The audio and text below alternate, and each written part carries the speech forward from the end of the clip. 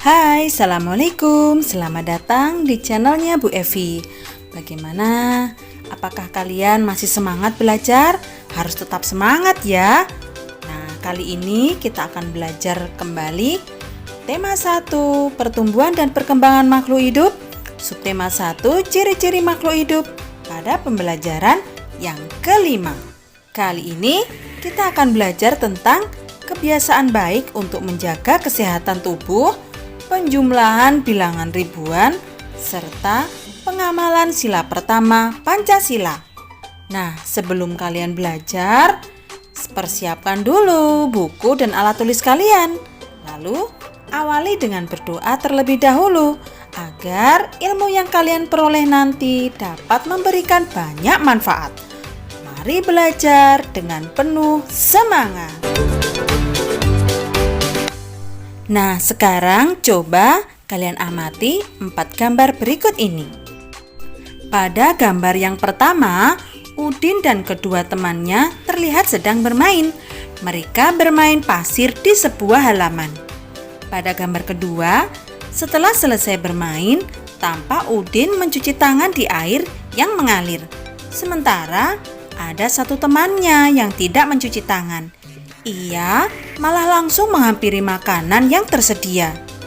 Pada gambar yang ketiga, Udin dan temannya itu lantas makan bersama-sama, termasuk anak yang tidak mencuci tangan. Pada gambar yang keempat, keesokan harinya, anak yang tidak mencuci tangan dan langsung makan itu terbaring di kamar tidur. Udin pun menjenguknya. Ternyata ia sakit perut. Hal ini karena ia tidak mencuci tangan sebelum makan, sehingga kotoran saat bermain pasir masuk ke tubuhnya melalui makanan. Nah, coba amati dengan teliti ya gambar tersebut. Kira-kira apa yang dilakukan salah satu teman Udin sehingga ia jatuh sakit? Sekarang coba Bu Evi tanya nih, apakah kamu selalu mencuci tangan sebelum dan sesudah makan? Mencuci tangan sebelum dan sesudah makan adalah kebiasaan baik untuk menjaga kesehatan tubuh. Setiap hari, tangan kita menyentuh benda-benda di sekitar. Benda-benda itu tidak terlalu bersih. Hal itu menyebabkan banyak kuman dan bakteri yang menempel di tangan kita. Apabila kita tidak mencuci tangan sebelum makan, bakteri tersebut dapat menempel ke makanan yang kita makan. Akibatnya, kita dapat terserang sakit perut dan diare. Selain mencuci tangan, menggosok gigi sebelum tidur juga merupakan kebiasaan baik. Menggosok gigi baik dilakukan sebelum tidur.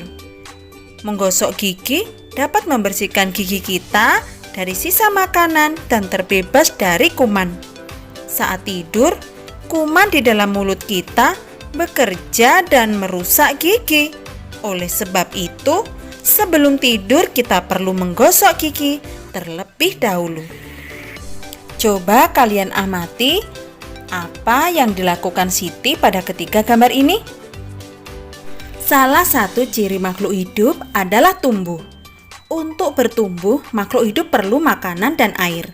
Makanan yang baik untuk pertumbuhan adalah makanan yang bersih dan sehat. Kebersihan makanan juga akan mempengaruhi pertumbuhan. Jika makanan yang kita makan tidak bersih, kesehatan dan pertumbuhan kita akan terpengaruh. Salah satu cara menjaga makanan agar tetap bersih adalah dengan menutup makanan. Hal ini perlu dilakukan agar makanan tidak dihinggapi lalat atau hewan lainnya. Makanan dapat menjadi tempat lalat bertelur yang menyebabkan makanan menjadi kotor. Selain menjaga kebersihan, kita juga harus berdoa sebelum makan. Berdoa untuk berterima kasih atas karunia yang diberikannya. Makan sesuai kebutuhan, menjaga kebersihan makanan, serta berdoa sebelum dan sesudah makan merupakan contoh sikap bersyukur. Sikap bersyukur merupakan pengamalan sila pertama Pancasila, yaitu ketuhanan yang Maha Esa.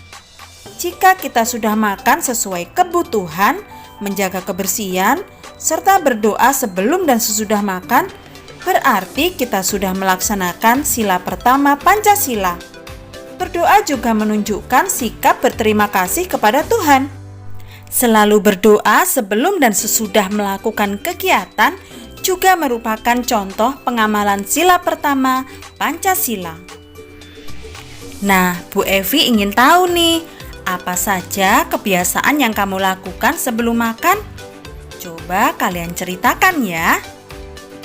Adakah kebiasaan makan yang baik tetapi belum kamu lakukan? Lalu, bagaimana kamu akan melakukannya? Ceritakan juga ya. Bersyukur merupakan salah satu pengamalan Pancasila sila pertama. Salah satu sikap bersyukur kepada Tuhan adalah berdoa. Kita diharuskan berdoa pada saat sebelum dan sesudah melakukan suatu kegiatan. Misalnya, sebelum dan sesudah makan, sebelum dan sesudah belajar, sebelum pergi dan setelah kembali, atau sebelum tidur dan setelah bangun. Ketika berdoa, kita berterima kasih kepada Tuhan atas karunia-Nya. Kita juga berdoa untuk memohon perlindungan-Nya dalam kegiatan sehari-hari. Dengan berdoa, kamu telah melaksanakan sila pertama Pancasila.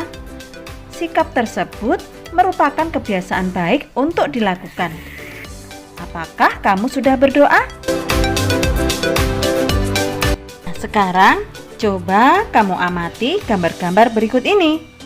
Susu sapi adalah salah satu contoh makanan yang sangat baik untuk kesehatan.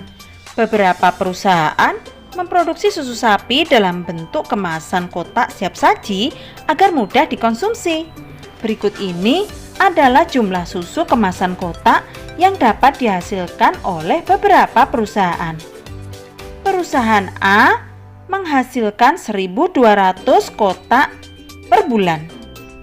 Perusahaan B menghasilkan 3.000 kotak per bulan. Perusahaan C menghasilkan 4.800 kotak per bulan. Perusahaan D menghasilkan 3.250 kotak per bulan. Dan perusahaan E menghasilkan 2.200 kotak per bulan.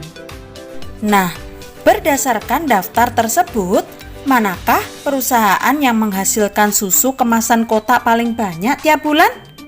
Dan manakah perusahaan yang menghasilkan susu kemasan kotak paling sedikit setiap bulan? Sekarang, coba perhatikan berikut ini. Berapa jumlah susu kemasan kotak yang dihasilkan perusahaan A dan D? Permasalahan tersebut dapat diselesaikan dengan penjumlahan. Penjumlahan dapat dilakukan dengan cara susun ke bawah. Letakkan bilangan sejajar sesuai nilai tempatnya. Lalu, jumlahkan sesuai kelompok.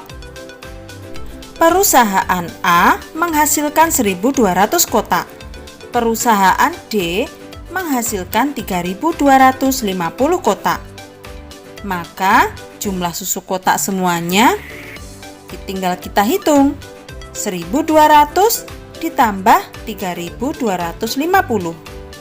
Letakkan bilangan sejajar sesuai nilai tempatnya. Satuan ditambah satuan, maka 0 ditambah 0 sama dengan 0. Puluhan ditambah puluhan, 0 ditambah 5 sama dengan 5. Ratusan ditambah ratusan, 2 ditambah 2 sama dengan 4. Ribuan ditambah ribuan, 1 ditambah 3 sama dengan 4. Jadi 1.200 ditambah 3.250 sama dengan 4.450. Mudah bukan cara menghitung penjumlahan bilangan ribuan? Nah, sekarang ayo selesaikan soal-soal berikut ini di buku tulismu. Soal yang pertama, Berapa jumlah susu kemasan kotak yang dihasilkan perusahaan A dan B? Soal yang kedua, berapa jumlah susu kemasan kotak yang dihasilkan perusahaan B dan E? Soal yang ketiga, berapa jumlah susu kemasan kotak yang dihasilkan perusahaan A dan E? Soal yang keempat, berapa jumlah susu kemasan kotak yang dihasilkan perusahaan B dan C? Soal yang terakhir, berapa jumlah susu kemasan kotak yang dihasilkan perusahaan A dan C? Kalian pasti bisa mengerjakannya. Nah, demikianlah pembelajaran kita kali ini. Semoga yang kalian pelajari hari ini dapat memberikan banyak manfaat. Kita berjumpa lagi pada pembelajaran berikutnya. Tetap semangat belajar dan jaga kesehatan. Terima kasih sudah menyaksikan. Wassalamualaikum.